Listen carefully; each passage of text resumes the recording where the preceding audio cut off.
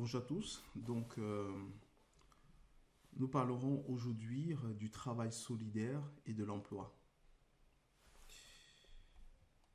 Alors, pour s'attaquer à la question du travail et de l'emploi au Cameroun,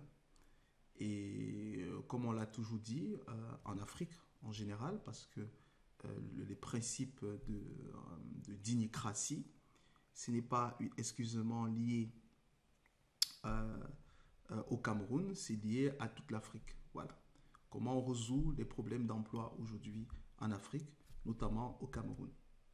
Alors, pour bien comprendre ça, nous allons nous intéresser au développement de l'Occident. Voilà. Alors, il faut savoir que l'Europe s'est développée entre le 16e et le 18e siècle. En réalité, l'Europe s'est développée entre le 16e et le 18e siècle. Le 19e siècle a permis simplement à l'Europe de s'industrialiser.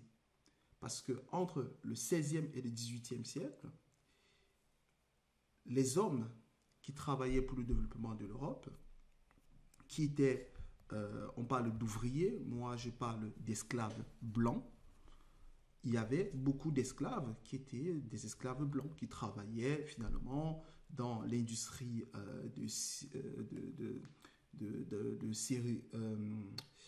de métallurgie, dans l'industrie textile, dans les verreries, etc. Donc tous ces gens-là, pour moi, c'était des esclaves parce qu'ils n'étaient pas très bien payés, parfois même pas payés. Et donc, grâce à ce travail de forçat, ils ont pu bâtir effectivement leur société entre le 16e et le 18e siècle. Et au niveau du 18e siècle, il y a eu commencé à avoir des révolutions, ce qu'on appelle les révolutions barbares, puisque finalement les rois considéraient ces hommes, ces sous-hommes, qu'ils considéraient des sous-hommes, ils vivaient dans les périphéries, et ils ont commencé à se révolter. Et c'est là où, finalement, il y a eu ces révolutions. Il a fallu trouver un autre mécanisme pour continuer cette croissance-là. Et il n'y avait plus cette main-d'œuvre-là qui voulait travailler gratuitement. On a commencé à inventer la machine à vapeur. Et c'est là où on est arrivé à l'industrie. On a commencé à industrialiser. Mais avant ça, le développement avait déjà commencé. La modernisation des États avait déjà commencé. Le palais de Versailles a été construit en 1661. Hein? Le pont du Rialto à Venise, c'est en 1591.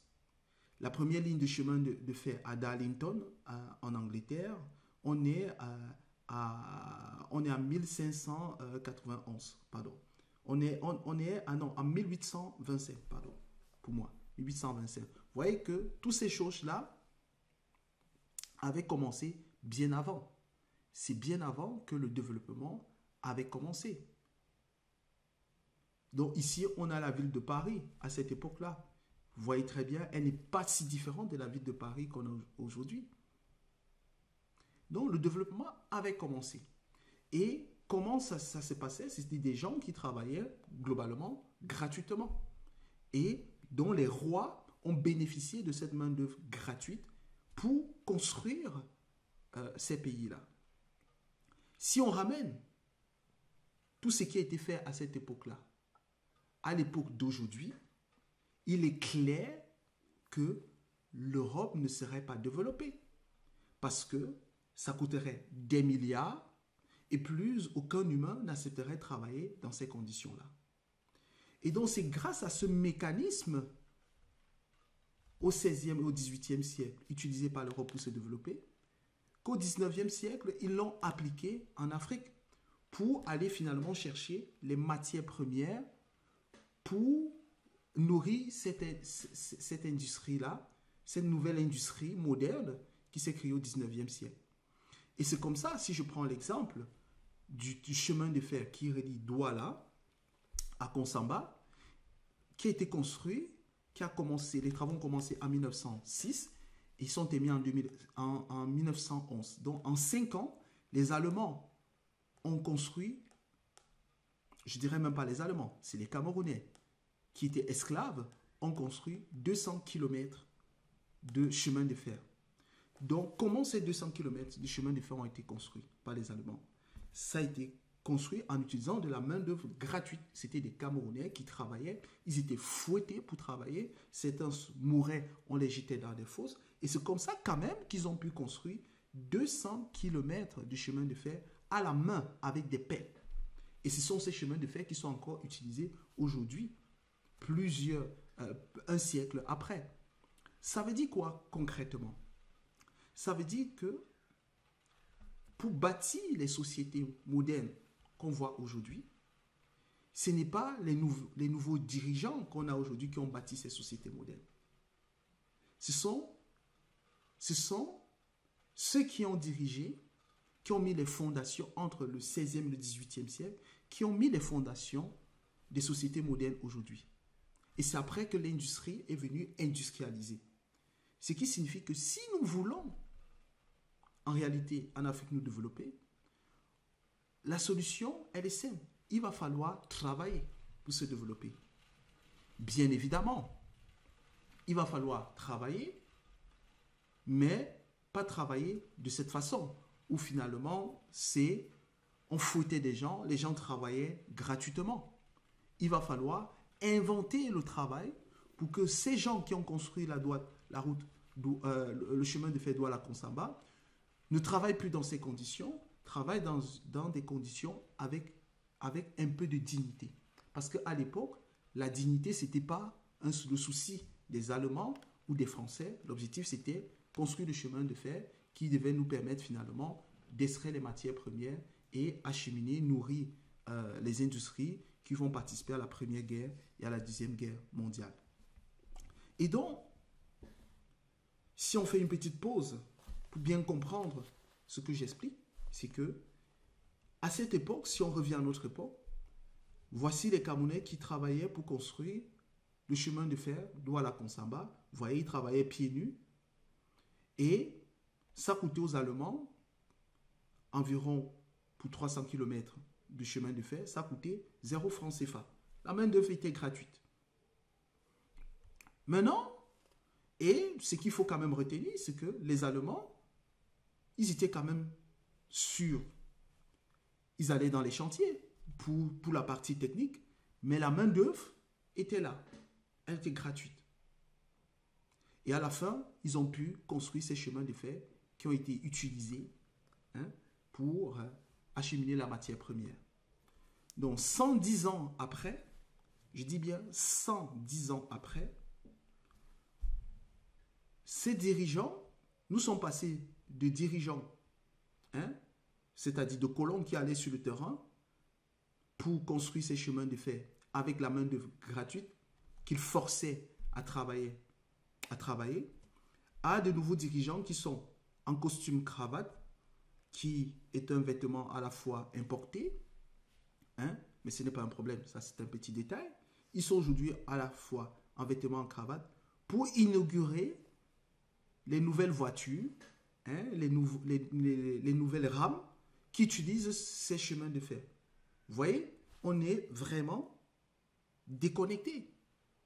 C'est-à-dire, après 110 ans, ils n'ont pas pu continuer ce processus ou s'interroger sur le processus qui a permis de construire ça. 100 ans après, un siècle après, ils sont là pour inaugurer en costume cravate quelque chose qui a été construit il y a de cela 110 ans, par les Allemands. Et si on revient à notre époque, s'il faut, on utilise les mécanismes actuels pour construire ces chemins de fer. Si on utilise les mécanismes actuels, où finalement il faudrait aller à la Banque mondiale, au FMI, faire un prêt, où on nous impose une entreprise qui va venir réaliser, si on se rend compte, si on utilise ces mécanismes, il est clair qu'on ne pourra jamais, par exemple, construire un train, un chemin de fer qui relie le nord du Cameroun au sud du Cameroun et l'est à l'ouest. Parce qu'un tel projet, pour 300 km de chemin ferré, on est à 1000 milliards. Notre budget, il est de 7000 milliards. Avec 2000 milliards pour utiliser, pour rembourser nos dettes. Donc, il nous reste 5 000 milliards pour gérer tout un pays. Donc, vous voyez que si on injecte 1000 milliards, ça fait que 300 km de chemin ferré. C'est clair que c'est impossible pour nous d'y arriver. Ça veut dire concrètement, avec les mécanismes qui existent aujourd'hui, dans 100 ans, 200 ans, si on reste dans ces mécanismes enseignés dans les écoles, par les groupes, par les professeurs qui passent leur journée sur les plateaux télé à vanter leur titre, hein, le diplôme obtenu à Paris, à New York, à Londres, si on ne sort pas de ce mécanisme-là, il est clair et net que même dans un siècle, il sera impossible pour nous de construire un chemin de fer qui relie le nord au sud, l'ouest à l'est. Avec 1000 milliards, avec 7000 milliards de budget, par an, c'est impossible. Donc, si nous voulons y arriver, nous ne devons pas regarder simplement de façon négative comment le chemin de fer a été construit au Cameroun par les colons allemands. Nous devons regarder ça et tirer ce qu'il y a eu de positif là-dessus. Ce qu'il y a eu de positif, c'est que globalement, ces chemins de fer, ils ont été construits par la main-d'œuvre locale qui était gratuite, qui travaillait pour quelque chose de commun. Ce n'était pas individuel. Donc si on revient à notre époque où on a des jeunes qui peuvent travailler entre 18 ans et 40 ans, mais qui passent leur journée sur des motos à faire de la moto-taxi, qui est individuelle, finalement, c'est clair qu'on ne pourrait pas construire ces chemins de fer puisque c'est de la ressource qu'on peut utiliser pour aller construire ces chemins de fer. Je ne demande pas d'aller utiliser ces ressources-là comme les Allemands faisaient en les fouettant, en faisant des esclaves. Ça veut dire qu'en contrepartie du travail qu'ils font au quotidien pour vivre, pour se nourrir, ça sera à nous finalement, à l'État de prendre en charge ça. C'est-à-dire offrir à ces gens-là un peu de dignité. Si on offre à chaque citoyen un peu de dignité, une vie digne, tous ces gens sont capables de s'engager pour qu'on aille finalement construire ce qu'on pense d'être bon pour nous. Et donc, on ne peut pas le faire si finalement on n'a pas les gens qui s'engagent. Donc, excusez-moi, j'ai de la pluie qui commence. Je vais fermer les fenêtres. Donc, donnez-moi quelques minutes, je suis avec vous.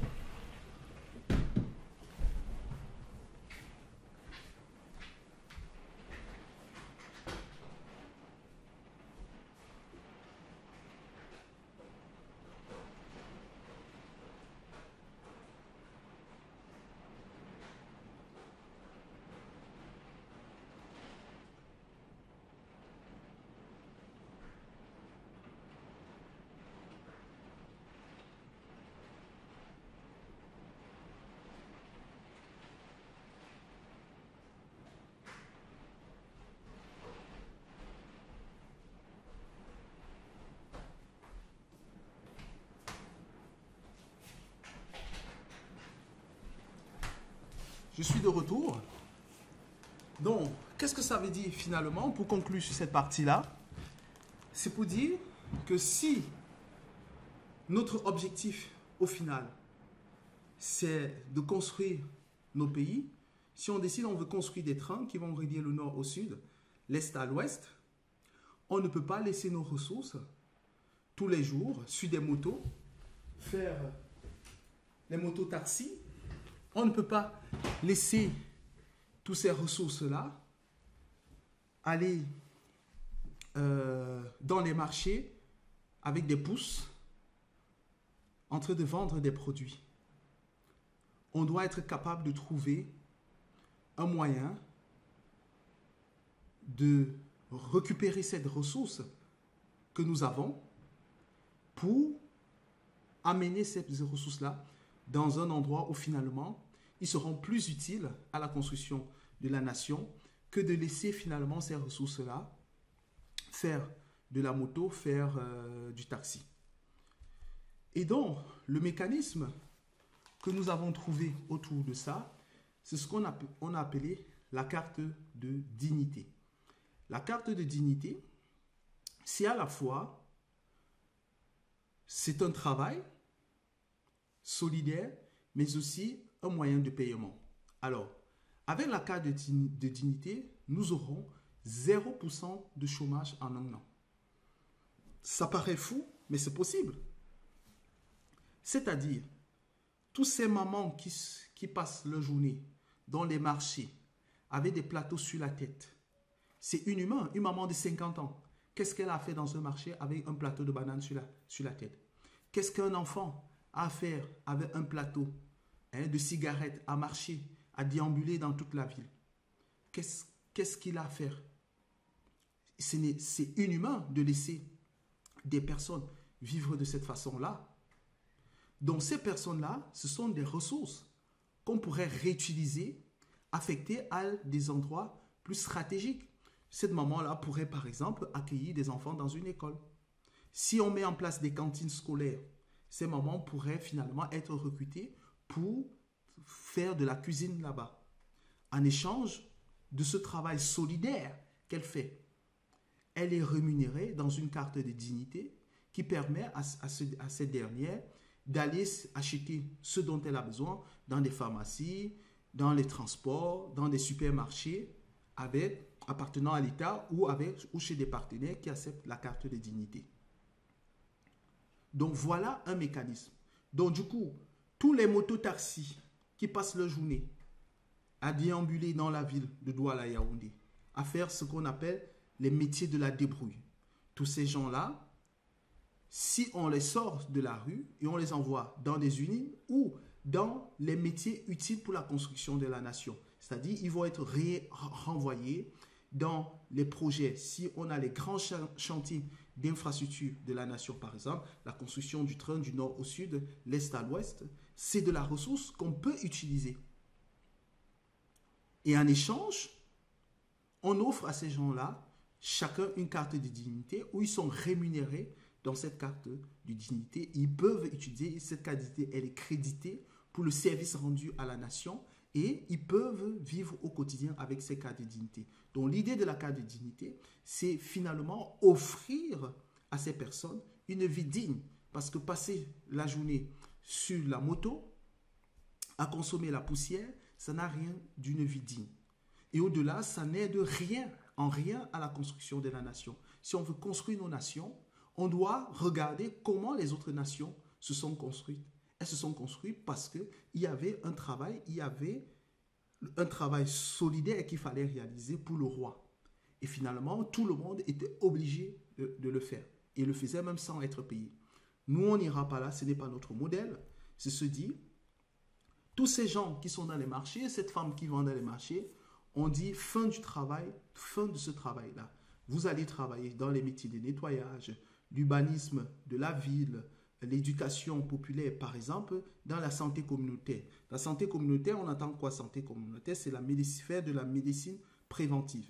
Par exemple, dans chaque quartier, on peut dire on va construire un centre de santé. Ce n'est pas un hôpital, un centre de santé où finalement les étudiants de 5e et 6e année pourront venir là-bas faire le stage et faire de la médecine préventive. En échange de ce travail-là, chaque étudiant bénéficie quoi? D'une carte de dignité. C'est cette carte de dignité qui permet à l'étudiant, c'est cette carte de dignité qui permet à l'étudiant de gagner un peu d'argent et de pouvoir avoir une vie digne. On n'aura plus des étudiantes qui sont obligées de se prostituer pour vivre parce qu'elles vont travailler ou ils vont travailler dans les centres de santé de proximité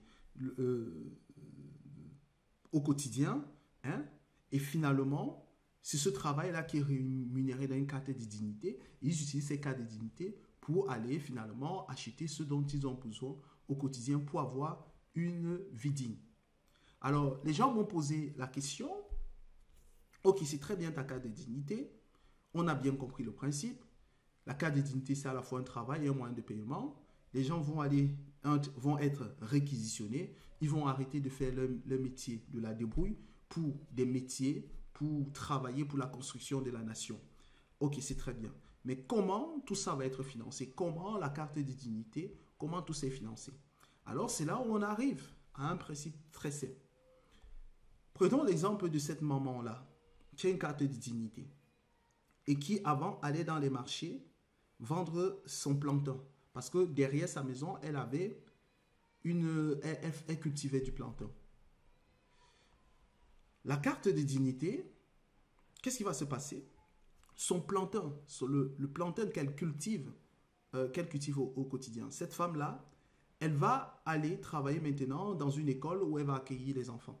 Et donc, ce travail qu'elle fait au quotidien, parce qu'elle est vieille, elle a 50 ans, c'est un métier qui est plus adapté à elle. Et donc, elle est payée dans ses cas de dignité. Mais cette femme va me dire, oh, mais moi, j'ai aussi des plantains que je cultive derrière ma maison. Comment je fais? Cette production locale, elle est achetée par l'État au niveau des points de collecte. Du coup, cette maman-là n'a pas à aller marcher dans la rue pour vendre son produit. Elle arrive dans les points de collecte de l'agence de régulation des prix et dès qu'elle arrive, elle dépose son plantain et elle est payée immédiatement parce que l'agence de régulation des prix, finalement, c'est une bourse. Cette bourse-là, elle a pour rôle, clairement, de suivre les prix au niveau de l'offre et de la demande et de fixer les prix au quotidien. Du coup, cette maman-là, elle vient avec ses oranges, son pamplemousse, elle dépose et elle a son argent immédiatement. Elle n'a pas besoin d'aller marcher dans la rue. Et c'est au niveau de ces agences-là qui vont alimenter les distributions, les points de distribution, où finalement, c'est là où les gens vont acheter les produits avec la carte de dignité. Donc, ça fait un cycle vertueux où je produis, la production locale est achetée au prix du marché avec une maîtrise des prix sur la responsabilité de l'agence de régulation des prix. Et tout ce qui est des produits que nous n'avons pas au pays parce qu'on ne produit pas, c'est l'agence de régulation des prix qui se charge finalement de faire de l'importation et de l'acheter à l'extérieur pour compléter la production locale et ainsi alimenter tous ces supermarchés, ces endroits où les gens peuvent aller acheter les produits dont ils ont besoin avec la carte de dignité et finalement retrouver un peu de dignité parce que ils auront suffisamment de crédit dans cette carte-là pour avoir une vie, avoir un peu de dignité. En échange de ça, ils doivent être réquisitionnés pour travailler pour la construction de la nation, à des points utiles pour la construction de la nation. Si tous les citoyens font le mototaxi, si tous les hommes de 18 ans à 40 ans dans un pays font de la mototaxi, ce n'est pas dans 20 ans, dans 100 ans, dans 30 ans, dans 2000 ans qu'on pourra se développer. C'est impossible. Ils doivent faire du travail qui est utile pour la construction de la nation.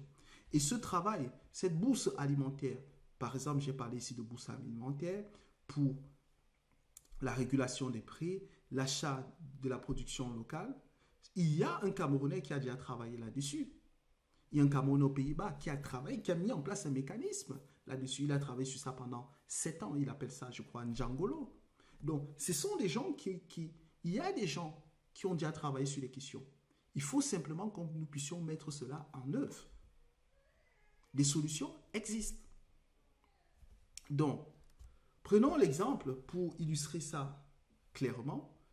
Prenons l'exemple de la vendeuse ambulante qui marche sur le marché avec ses plantains ou ce jeune homme qui vend des oignons dans une brouette ou cette maman de plus de 60 ans qui vend des bananes. Ces gens-ci ne sont, en faisant cette activité, ils sont aucunement utiles pour la nation. Avec ça, on ne peut pas construire notre pays. Ils sont inutiles pour la nation. On va réquisitionner ces gens-là en leur remettant une carte de dignité et puis qui peut être créditée au quotidien de façon mensuelle. Et ça, nous avons ajouté à ces personnes-là, on va offrir à ces personnes un travail solidaire pour la construction de la nation. Un travail solidaire pour la construction de la nation, c'est un travail qui va nous permettre de construire notre pays. Et l'Afrique et le Cameroun, il y a tellement de choses à faire. Notre pays est en construction, il y a tellement de choses à faire. Il y a tellement de choses à faire. Et l'État n'a pas les moyens pour les faire. Avec un budget de 7 000 milliards par an, vous comprenez que si je veux construire un chemin de fer du nord au sud du Cameroun, chemin de fer, c'est 1200 Nord au sud, on est à 1200 km. À 1000 milliards pour 300 km, vous voyez que clairement, sur un budget de 7 milliards, sachant qu'on a 2 milliards qu'on laisserait dans notre budget pour payer nos dettes, c'est clair que même dans 100 ans, 200 ans, l'Afrique, au Cameroun, n'aura jamais ce train-là qui nous relie. Et on continuera à mourir sur les routes qui n'en sont pas, qui sont des voies finalement provisoires qui deviennent définitives. Cela signifie que toutes ces ressources-là, on est capable de les réquisitionner pour aller faire du travail solidaire pour la nation. En échange de ce travail solidaire pour la nation, alors, il y a quelqu'un qui pose une belle question. Il dit, la maman qui achète, la maman, la dame de 60 ans qui vend les bananes, elle achète à qui? C'est ce que j'expliquais tout à l'heure, monsieur Albert.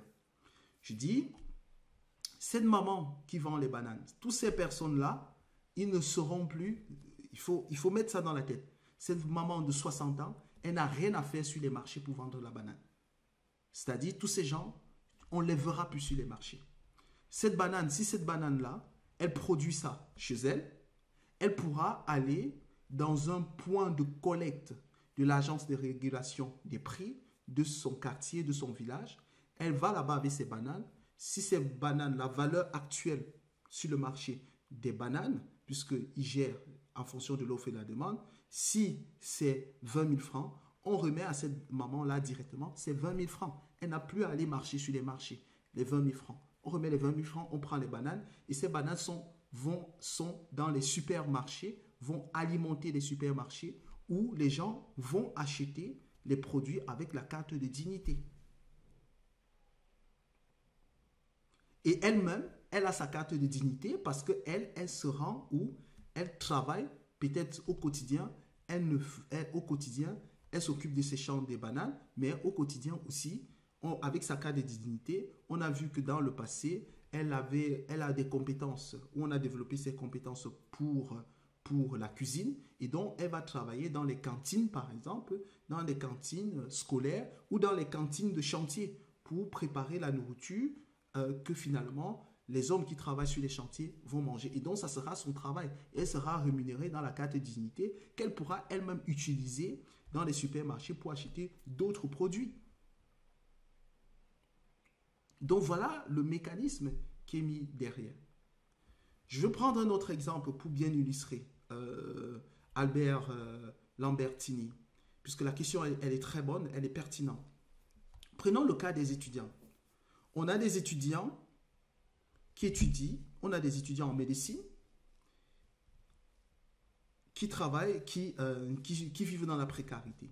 Alors, dans notre système, dans les réformes au niveau scolaire, on dit finalement, on va arrêter de mobiliser nos étudiants du lundi au samedi. On ne peut pas prendre la jeunesse, ils étudient du lundi au samedi, ils sont à l'université en train d'écouter un monsieur en train de parler. C'est pas logique. Quand est-ce que ces gens-là pourront travailler pour la construction de la nation? Si on mobilise des gens au quotidien, du lundi à samedi, dans des écoles, quand est-ce qu'ils travaillent pour la construction de la nation? Donc, on va réduire le nombre de cours, les journées de cours à 4 jours par semaine et 2 jours de travail pour la construction de la nation. Ces 2 jours de travail pour la construction de la nation permettent d'améliorer le quotidien de vie de ces étudiants. Donc, chaque étudiant, puisque dès l'âge de 16 ans, chacun a une carte de dignité. Avec ces cartes de dignité, les étudiants, par exemple, de 5e et 6e année de médecine, ils auront dans les centres de santé de proximité, dans chaque quartier, faire de la médecine préventive. Ils s'asseyent là-bas, ils font de la médecine préventive. Ils conseillent, parce que désormais c'est gratuit, les gens ne vont plus renoncer aux soins, ils viendront là-bas et ces étudiants peuvent consulter.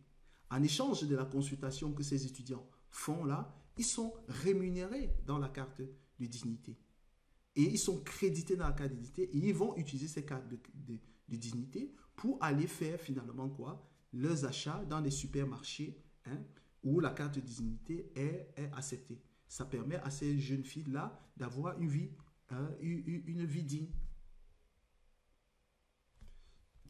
On va prendre le cas des mototaxis. Tous ces jeunes, aujourd'hui la majorité des mototaxis sont des hommes. Si vous allez dans la ville de Douala, c'est rempli de mototaxis. Vous voyez, la moyenne d'âge là-bas, on est entre 18 ans. Hein, la moyenne d'âge, la moyenne d'âge est de 30 ans. On est sur 18 à 40 ans. C'est de la ressource qui pourrait nous aider à construire le pays. Mais cette ressource, elle est mal utilisée. Elle n'est même pas utilisée puisque c'est chacun, ils font ça, c'est la débrouille. Alors que ces ressources-là, en fonction des besoins, en fonction des profils, on va évaluer les profils et on remettra à ces gens-là une carte de dignité. Ils font un travail solidaire pour la construction de la nation. Ils sont affectés à des points stratégiques pour la construction de la nation. Pour leur travail, ils ne travaillent pas gratuitement, puisque la moto, c'est ça qui permettait à ces personnes de vivre. Donc, ils sont crédités dans la carte de dignité, et c'est cette carte de dignité, finalement, qu'ils pourront utiliser au quotidien dans des supermarchés, pharmacies, hôpitaux, librairies pour acheter les cahiers de leurs enfants, et ainsi avoir un minimum de vie de dignité, une dignité.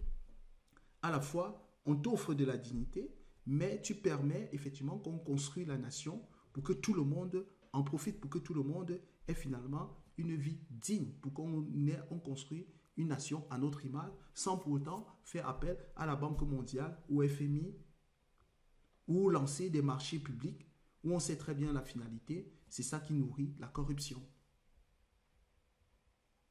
Donc voilà notre vision aujourd'hui autour du travail et de l'emploi. Et ça, c'est les bases, c'est ce que nous on appelait la dignocratie, c'est-à-dire le pouvoir de la dignité revient au peuple. Donc si le peuple veut vivre dans la dignité, si vous voulez construire, si pour vous, pour améliorer votre quotidien, vous avez besoin d'une école dans votre quartier, vous initiez le projet de l'école.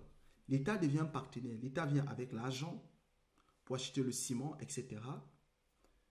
Avec de l'ingénierie, c'est-à-dire les ingénieurs, l'ingénieur technique, pardon, et la finance. Donc, les ingénieurs et les architectes qui vont concevoir l'école, l'argent pour acheter le matériel, et par la suite, on va réquisitionner, via la carte de dignité, on va réquisitionner les maçons qui se trouvent dans la région, qui sont affectés là-bas pour travailler, les menuisiers, etc. Et c'est comme ça qu'en un mois, on aura la plus belle école du quartier ou du Cameroun qui sera construite rapidement par des Camerounais. Mais ils ne vont pas travailler gratuitement. Ces gens-là, parce qu'ils ont une carte de dignité, ils ne font plus la moto, donc ils doivent vivre. Donc ce travail est rémunéré dans une carte de dignité. Et c'est cette carte de dignité qui permet à ces personnes-là d'aller dans les supermarchés, acheter ce dont ils ont besoin. Mais en échange, ils ont travaillé pour quelque chose, pour le collectif, pour la société, au travers d'une carte de dignité. Donc voilà, c'était ça le principe de la carte de dignité. J'espère que vous avez compris. N'hésitez pas à partager. N'hésitez pas à poser des questions comme Albert. Merci pour les questions parce que ça permet de toujours expliquer. Ça paraît complexe, mais je pense que l'effet d'expliquer à plusieurs fois finira, ça permettrait finalement à des gens de bien comprendre. Et c'est ce modèle-là que nous défendons pour la construction de l'Afrique. On ne pense pas que les modèles avec la Banque mondiale, le FMI, c'est ça qui fonctionne. Nous devons inventer notre propre modèle plus vertueux et qui soit basé sur la dignité humaine. On ne va pas faire travailler les gens comme à l'époque de l'esclavage ou à l'époque de la colonisation. On doit faire travailler des gens en les offrant un minimum de dignité, mais en les utilisant de façon efficiente. Et c'est sur ça c'est ça notre proposition et c'est sur ça que nous travaillons. Donc merci. Donc je parlerai par la suite du logement. Donc on se retrouvera tout à l'heure pour un autre live où on parlera du logement. Donc merci bien et bonne journée à vous.